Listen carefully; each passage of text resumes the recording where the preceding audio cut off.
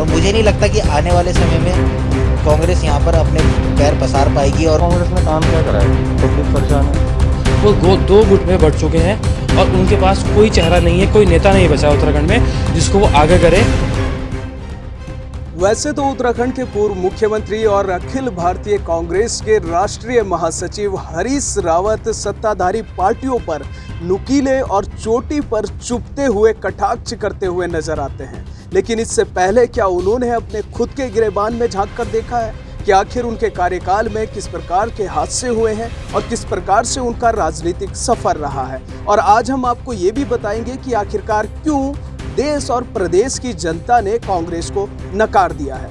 सबसे पहले बात उत्तराखंड की कर ली जाए तो एक बार फिर से उत्तराखंड में चुनावी बेला का सफर शुरू हो चुका है, जिसको लेकर प्रदेश की दो मठाधीश पार्टियां, जो कि मुख्यतः प्रदेश में जब से प्रदेश का गठन हुआ है तब से प्रदेश उत्तराखंड में राज करती हुई नजर आती हैं। हम बात करेंगे कांग्रेस की, हम बात करेंगे भारतीय जनता पार्टी की, क्योंकि दोनों ही पार्टियां मठाधीश है और दोनों ही पार्टियां देश की सबसे बड़ी पार्टियों में शुमार हैं। तो प्रदेश के अंदर भी वर्तमान सरकार भारतीय जनता पार्टी की है, जिसको लेकर के कांग्रेस के जो चाणक्य चेहरा माने जाते हैं उत्तराखंड में हरीश रावत, वो बार बार अपने नुकीले सवालों से सत्ताधारी पार्टी को घेरते हुए नजर आते हैं। ताजा मामला नेतृत्व परिवर्तन का है, जिसमें लेकर के हरीश रावत ने कई ऐसे नुकीले सवाल सत्ताधारी पार्टी पर किए हैं जो कि कहीं ना कहीं सत्ताधारी पार्टी को खेद पहुंचाते हुए नजर आते हैं। और हो भी क्यों ना, क्योंकि हरीश रावत के जवाब और उनके कटाक्ष इस प्रकार के होते हैं कि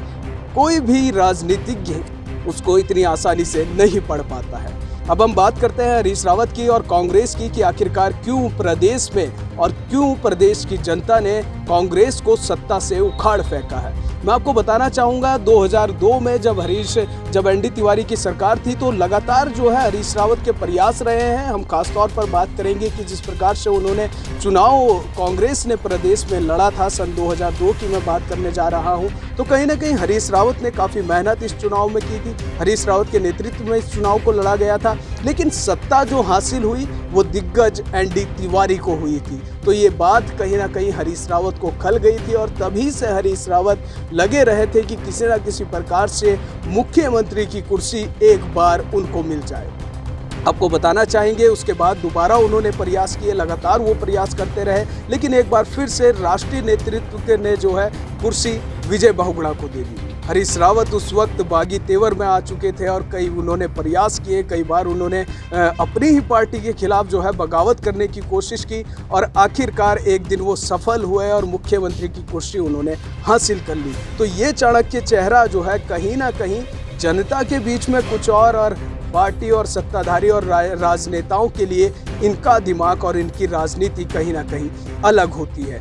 बात करेंगे विकास की, तो प्रदेश में कितना विकास भारतीय जनता पार्टी ने किया है। आपको बताना चाहूँगा कि कहीं ना कहीं दोनों ही पार्टियां एक नीतियों की बात करती है तो एक विकास की बात करती है, लेकिन जनता को क्या मिलता है? सिर्फ पलीता या फिर सिर्फ आश्वासन। तो इसको लेकर के खासा नाराज जो है नजर आई है प्रदेश की जनता। खासतौर पर यदि कांग्रेस की बात की जाए तो पिछले 10 सालों में कितना विकास किया है कांग्रेस ने? क्या पहाड़ के दूरस्थ इलाकों तक कांग्रेस सड़क पहुंचा पाई है?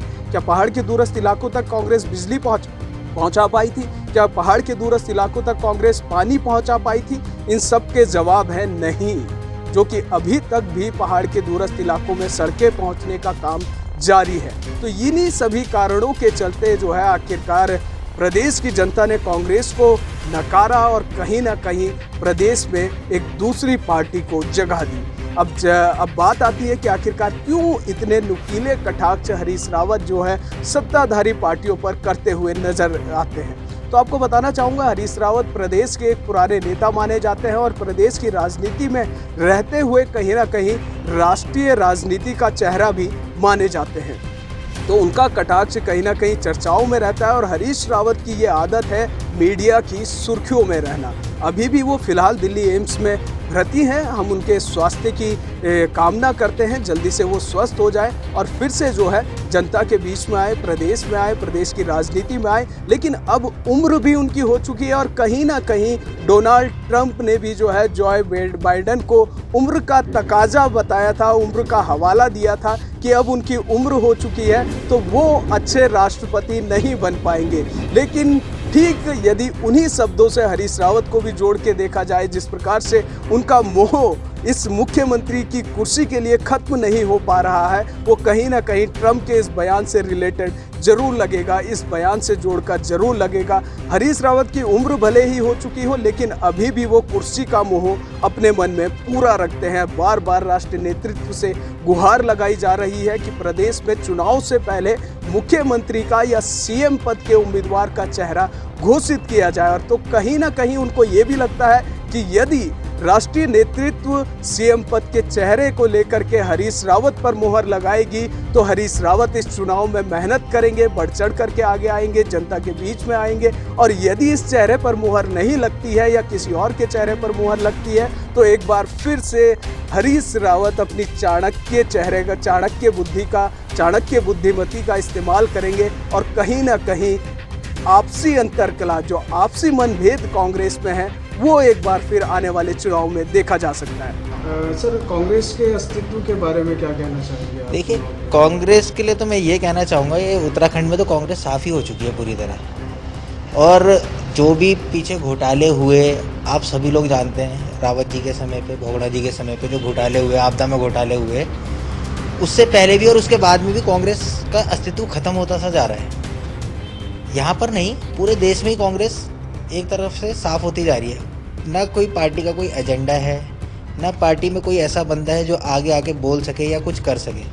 उन्होंने ना पहले कुछ करा, ना आने वाले समय में कुछ करेंगे और पार्टी एकदम ख़त्म हो जाएगी। हरीश रावत राजनीति में बने हुए हैं, वो आप भी जानते हैं, मैं भी जानता हूँ क्यों बने हुए हैं। लेकिन उसके पीछे जो घोटाले हुए उनके समय पे, या अभी जो उनके लिए लोग बातें करते हैं, ऐसा तो नहीं है कि वो झूठी बातें हैं, कुछ ना कुछ उसमें सत्य है, तभी वो बातें सामने आई हैं। और इसके सिमटने के पीछे सबसे बड़ी बात यह है कि उन्होंने सही नींव नहीं रखी। उत्तराखंड बनने से पहले भी उनकी नींव कमज़ोर थी उत्तराखंड में, और उत्तराखंड बनने के बाद भी उत्तराखंड में नींव उनकी कभी बनी ही नहीं। जैसे जैसे पब्लिक समझती गई, पब्लिक ने उनको एक तरफ से साफ कर दिया, इसलिए कांग्रेस यहाँ से ख़त्म हो गई।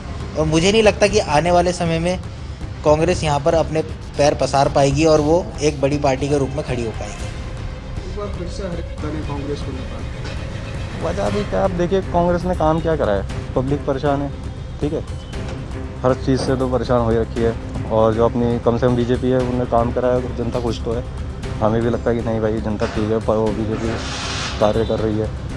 पर कांग्रेस मुझे नहीं लगता होगी ऐसी कुछ आएगी दोबारा। वैसे कांग्रेस की यदि बात की जाए तो प्रदेश में काफ़ी लंबे समय तक इनका राज रहा है और अब जाकर के कांग्रेस पार्टी को जनता का साथ नहीं मिल पा रहा है, क्या वजह है? देखिए, मुझे नहीं लगता कि कांग्रेस पे तो अभी कुछ है नहीं, ठीक है, और दूसरी चीज़ उन्होंने अभी ऐसा कुछ किया भी नहीं है। कि यदि बात की जाए तो इस दल के खेमे में आखिर क्या है और इस सरकार का इतिहास क्या कहता है? हरीश रावत की यदि बात की जाए तो लगातार सत्ताधारी पार्टी पर तंज कसते रहते हैं और उनके तंज जो है काफ़ी कसीले होते हैं। तो क्या उन्होंने कभी खुद अपने गिरबान में झांक करके देखा है कि वो खुद क्या थे, उनके कार्यकाल में क्या थे? देखिए, हरीश रावत जी जो पूर्व प्रधान मुख्यमंत्री रहे हैं हमारे उत्तराखंड के, उनकी जो राजनीति है वो कूटनीति की राजनीति रही है शुरू से। और पहले जो ये कांग्रेस सरकार रही है वो पहले भी और अभी भी मुख्यमंत्री का चेहरा घोषित करो, मुख्यमंत्री का चेहरा घोषित करो, आपस में ही लड़ रहे हैं। और इसी कारण उनका उत्तराखंड में उनकी सरकार का और उनकी पार्टी का ये हाल हो चुका है। उनके पास कोई चेहरा नहीं है उत्तराखंड में। और हरीश रावत लगातार इस उम्र में भी मांग कर रहे हैं कि मुख्यमंत्री का चेहरा करो। वो 2 गुट में बढ़ चुके हैं और उनके पास कोई चेहरा नहीं है, कोई नेता नहीं बचा उत्तराखंड में जिसको वो आगे करें। और सिर्फ वो सत्ता के लालच में उनके सारे नेता आपस में लड़ भिड़ रहे हैं।